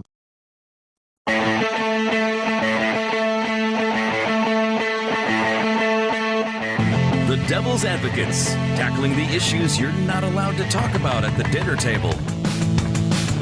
Welcome back to the Devil's Advocates radio show, the Hawks Hump Day Hangover Edition. I had a great time hanging out at Hawks and the fine staff. Thank you, Derek. He especially took care of me, man. Made sure the drinks were cold and kept flowing until way too late. So had a great time. We'll do it again soon. The next party, at least, party show, if you will, Dom. We're going to the fair again. The Waukesha County Fair on Friday. I don't think that's going to be nearly as fun as what we did at Hawks last night. Not with the megas coming to town. Well, you don't know. They probably will have some beer in the coolers. Any loose joints going to be coming around Waukesha, you think? No. We have become quite, let's just say, spoiled. Gotta love Madison, man.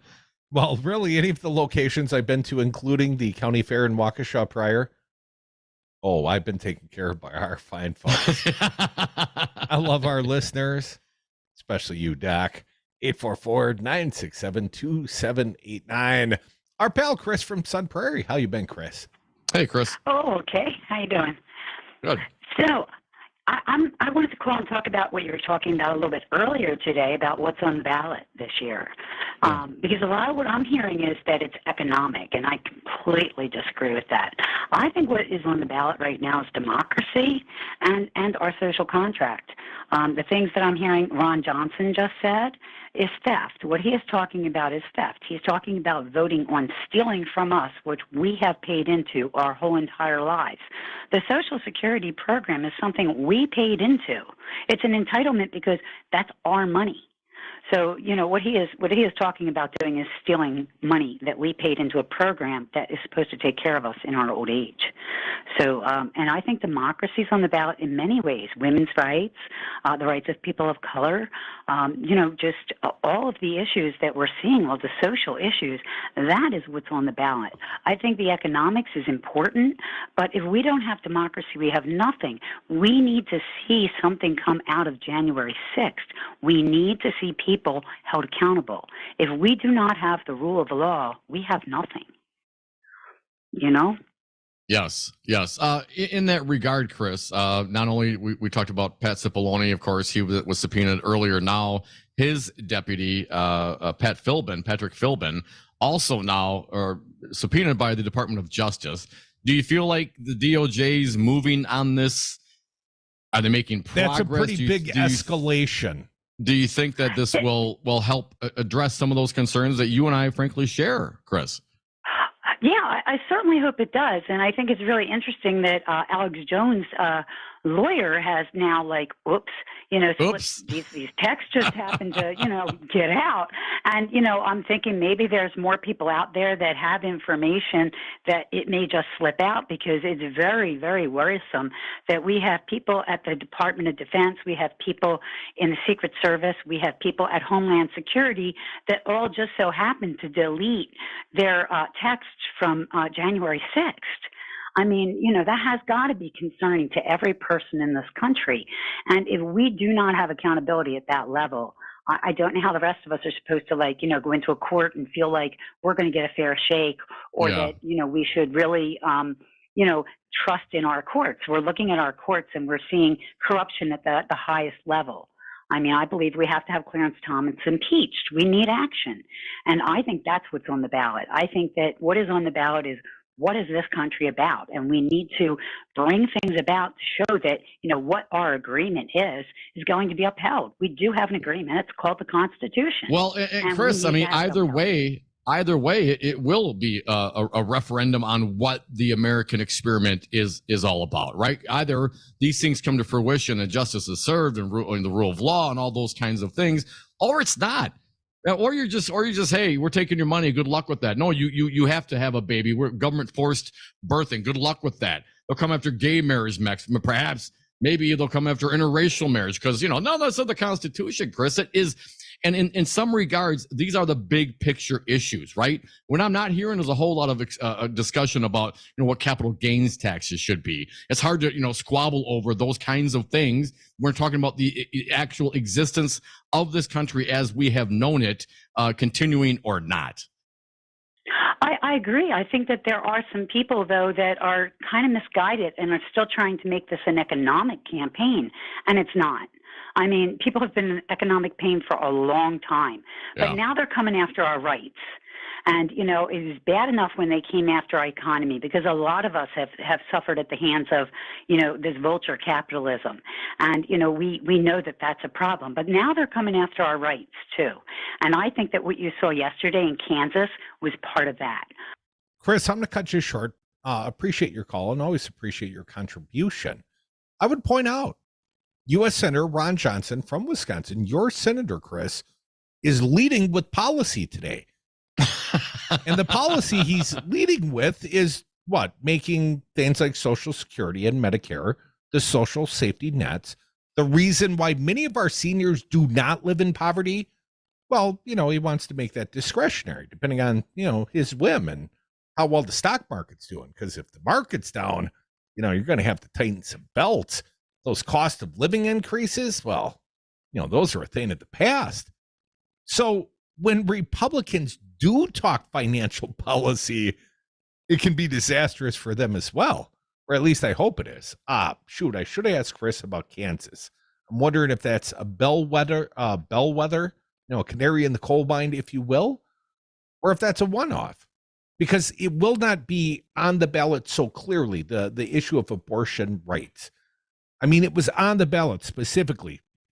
Do we have the right to roll back your rights in the state of Kansas? And lots of people, nearly 1 million people, came out to say hell no, or at least the vast majority of them did. But here in the state of Wisconsin, you can get a non-binding referendum perhaps on the ballot. Well, a little late now for and that. November. A little late. Well, I don't know. Probably a little late for that. And I would say, sure, non-binding referendums. What is galling about the state of Wisconsin is there is no representation of the people. When you factor in the gerrymandering and these legislators here in the state of Wisconsin are like ticks on a dog because they're never going away. They're never going away. The only thing that can get you out of the assembly here in the state of Wisconsin is an Adam Steen and Trump endorsed primary opponent because you weren't crazy enough. You didn't decertify the next election. Well, if Robin Vos survives, I bet he'll be ready to decertify the 2024 election if that's what the constituents really, really want. It's crazy. 844-967-2789. It is crazy out there. And I think Chris brings up a good point. And I did see a tweet the other day, Jeff Tiedrick. Pro tip, if the Secret Service deletes their January 6 text messages and the Homeland Security deletes their January 6 text messages and the military deletes their January 6 messages, guess what? It's an effing conspiracy. Indictments, arrests, convictions, let's effing go.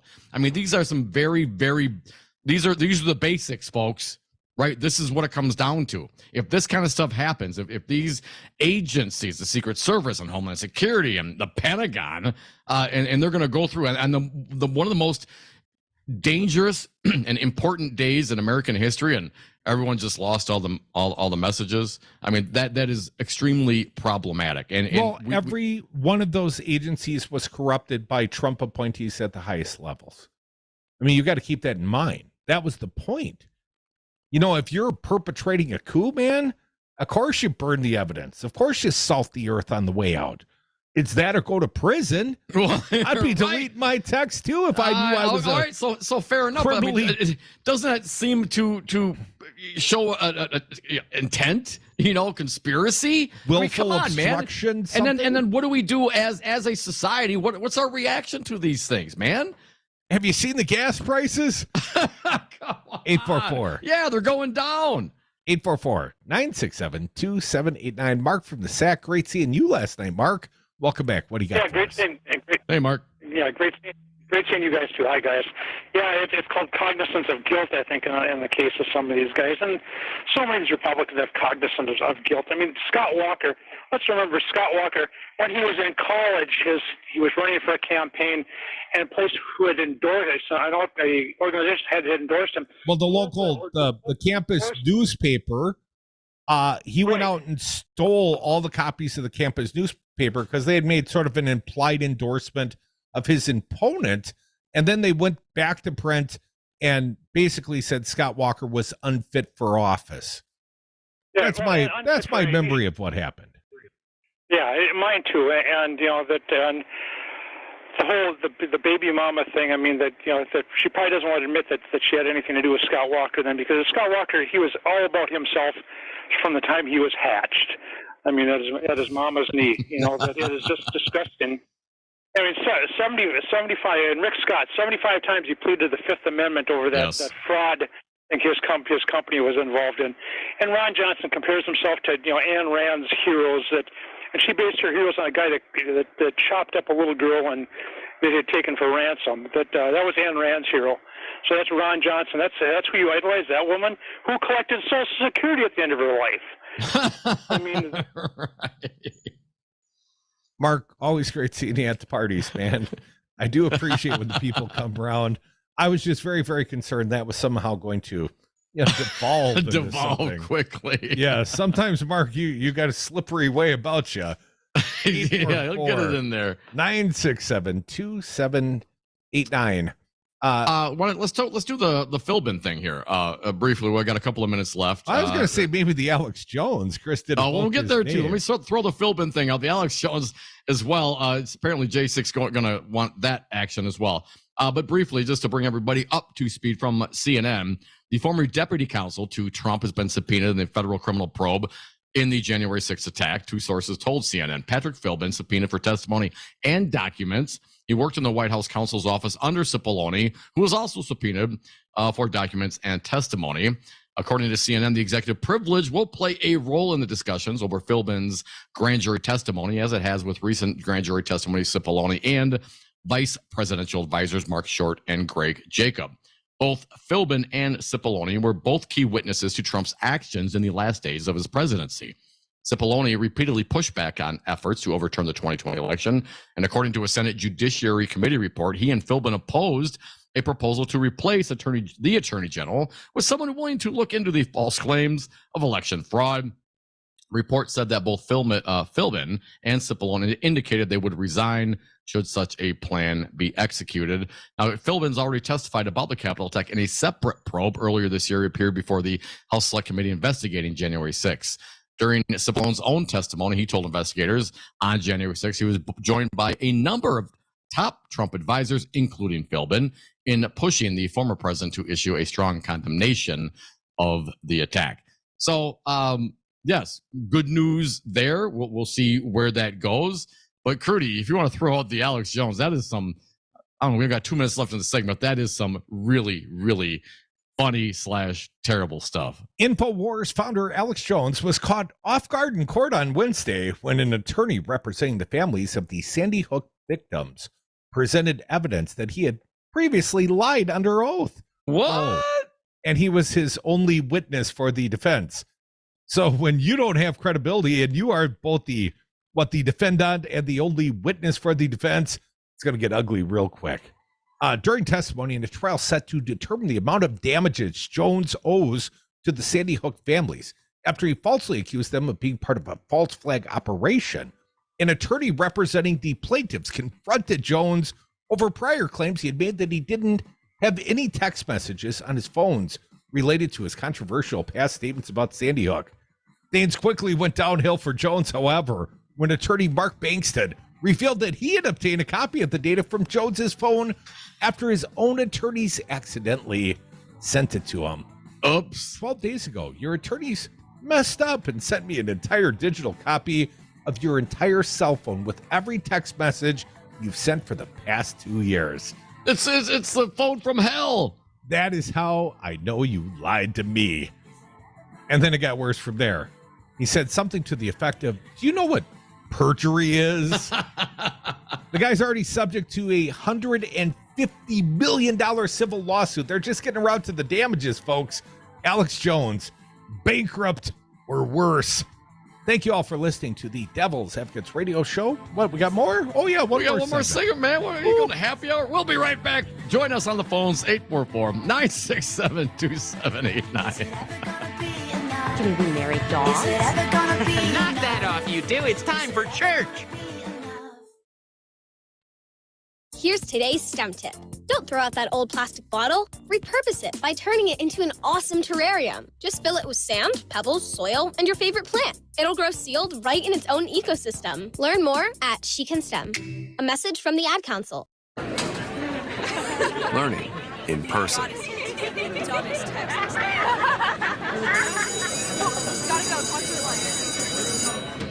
All right, everybody settle down. Find your place, please. Getting back to the moments we miss starts with getting informed. Listen, get your books out. We're going to start here with chapter Get the 3. latest info about COVID-19 vaccines at getvaccineanswers.org.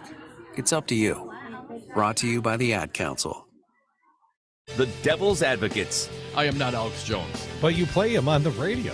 And we are back. Welcome to the Devil's Advocates Radio Show. If you don't call us right down this last segment at 844-967-2789, you're a filthy communist and you are supporting the enemy. That's a reasonable impersonation of Alex. All right. But, I got to work on it. You lack the proper intensity. It's got to be more angry. I need to be a little bit closer to a heart attack. Check out the entire podcast library at darnwi.com. Hi there, I'm Kirk Bankstad, and I own the Monaco Brewing Company, and I also have a super PAC. We make good trouble in the North Woods of Wisconsin. You can support our efforts at themonacobrewingcompany.com and buy our woke gear, like t-shirts, hoodies, and trucker hats. Enter the code RADIO and get 10% off on your next purchase. A portion of all sales support the Monaco Brewing Company super PAC, which is dark money meant for good. That's themonacobrewingcompany.com. Right now, we all feel a little disconnected. For seniors living alone, the isolation can be overwhelming. Connect with an older loved one and have the conversation of a lifetime at StoryCorrEconnect.org/AARP. A message from AARP, StoryCorps, and the Ad Council.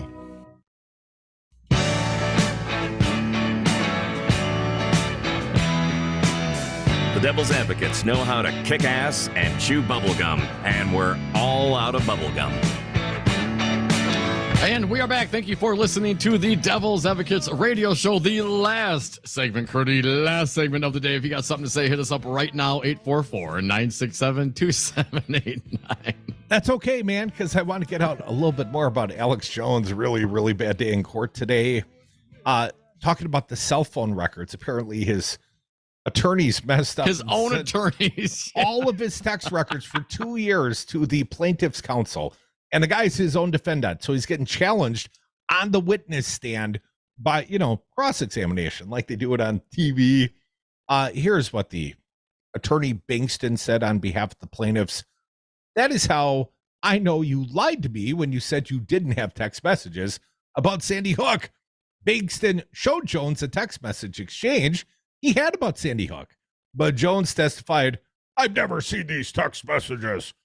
When reminded, Jones had testified under oath that he had searched his phone during the discovery phase of the trial and could not locate messages about Sandy Hook. Jones insisted, I did not lie. In another moment, Jones was asked whether he had connected Maya Correa Gamble, the judge overseeing the trial, to pedophilia and human trafficking. Jones denied having done so. And then Bankston promptly played a video for the court of the InfoWars video in which he did just that. In the video, Jones attacked Gamble's prior work for Child Protective Services by claiming the agency had been exposed for working with pedophiles. Gamble, whose office did not respond to an earlier request for comment about the fact InfoWars had been attacking her in such terms, laughed when she saw a screen grab from the video in court on Wednesday. The person on the left of this image is our judge, correct, Bankston? Asked Jones. Jones replied it was. Attorneys for the plaintiffs said Tuesday that they intend to ask for sanctions against Jones for being dishonest on the stand. And Gamble on Tuesday had also admonished Jones, that again is the judge, for having violated his oath to tell the truth twice called out for perjuring himself on the stand. You are already under oath to tell the truth, Gamble said Tuesday. You've already violated that oath twice today in just these two examples. It seems absurd to instruct you again that you must tell the truth while you testify, yet here I am again. This is not your show, Gamble added to him on Wednesday. And after Jones finished testifying Wednesday, the defense rested its case and closing arguments got underway. The jury could potentially decide how much it will award in damages to the Sandy Hook parents as early as this week. And the current trial is the first of 3 that will determine how much Jones will have to pay multiple Sandy Hook families who sued him and won default judgments. They're seeking $150 million, Dom, and I'm pretty sure he's going to lose. Now, his organization, Jones's organization, has already filed bankruptcy, trying to shield whatever assets he has, from this proceeding. But, I don't know, man. I think he's going to be eating pork and beans and ramen noodles the rest of his life. I mean, this is just one part of Alex Jones. The other part is the Stop the Steal Alex Jones, as the Rolling Stones reporting, as I see it in the Raw story. The House Select Committee, the J6 investigating the attack, hopes to obtain text messages and emails from conspiracy theorist Alex Jones, according to Rolling Stone. Oh, you mean the one the lawyer accidentally sent to the other lawyer? Yep. Not only, and in that regard, the lawyer sent it over, right? And based on the testimony from the prosecution, the plaintiff's attorneys, he notified the attorney that you sent this over. And then there's apparently a 10-day waiting period, or the dude didn't say anything about it. So now it becomes their stuff. It becomes their evidence. According to the Raw story reporting and the Rolling Stones, these were texts and emails that were supposed to be part of the discovery process in the early stages of the case. But Jones maintained that he turned everything over within hours. This is today, man. The J6 committee was at work on a subpoena to obtain the information, the Rolling Stone reported. Citing a source familiar with the matter, the magazine said that the House committee is at work to request the data from the plaintiff's attorneys to aid in the ongoing investigation. Jones has appeared at times in videos shown by the committee over the course of the last several months. So not only did he, this information erroneously get from his attorney to the plaintiff's attorneys and didn't do anything to take it back, to get it back, to claim it as privileged or whatever. Not only does he then perjure himself because he's contradicting the very plain evidence there, now the J6 is going to use that to find out what he had. Who was he talking to? What was he doing during those days? Apparently, the Pentagon and Homeland Security and Secret Service, they have a different, wiping procedures than Alex Jones does. 844-967-2789. Andy from Beaver Dam, how do you wipe your deleted text messages when you're trying not to go to prison, Andy? Well, I don't know, man. I'm just calling you guys to apologize for being a non-show. I got as far as Columbus, and we had overheating problems, and I had a retreat. So I would have been. Oh no, man! Like your automobile overheating, or were you overheating, Andy? No, both. But the main thing is the vehicle overheated. So we could have brought your car down to State Street. You park it on the side of the road. When someone says something, you say, "I'm not parking it. I'm abandoning it." Right. I'm junking it out, get rid of it. But anyway, it sounds like you guys had a blast down there, and I don't know. We'll have to check out the next operation and get together, see what's happening. A good time was had by most. Mrs. Crudy came to the very first party in years and years. Yeah, I think, man, we hung out. It was a lot of fun. That would have been worth the cost of admission right there. Well, she was kind of low profile in it. She was hiding under a baseball cap, and she wore some overalls. She was, not wanting to be spotted and associated. She didn't want to be spotted or incriminated, no. One does have to wonder about the association she's made in her life. Right. Yes, we all have to question her decision-making ability, don't we, Andy? Right. Oh, yeah, it's crazy, man. But anyway, I'm all glad right, man. successful. We'll talk to you later. We'll see you at the Andy, next hey, man, one, Andy. sorry didn't make it down, man. We'll certainly do more of these, and we look forward to seeing you and all our old friends and making some new friends. It's always a blast when we get out and get to hang out with everybody. So thank you for those who came, and thank you for those who tried. Dominic, Mrs. Crudy has the most important quality of all. You know what that is, of course, don't you? Bad eyes.